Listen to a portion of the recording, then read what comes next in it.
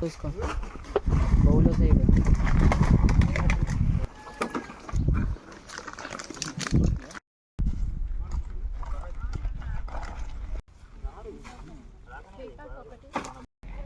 మేము ఇక్కడ social work చేయడానికి వచ్చాము. మా కాలేజ్ నుంచి మాకు ఒక 45 డేస్ ఈ ఆర్గనైజేషన్ నుంచి మాకు బ్లాక్ ప్లేస్మెంట్ ఇవ్వడం జరిగింది. అయితే మేము ఈ నిస్వార్థ ఆర్గనైజేషన్కి వచ్చాము.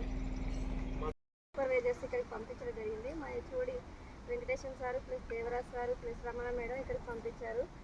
ఇక్కడ సేవా కార్యక్రమంగా ఇది ఒక మేము చెట్లనంతా క్లీన్ చేయడం జరిగింది. దయచేసి నా పేరు అరవింద్, నిస్వార్థ ఆర్గనైజేషన్ వ్యవస్థాపకులు.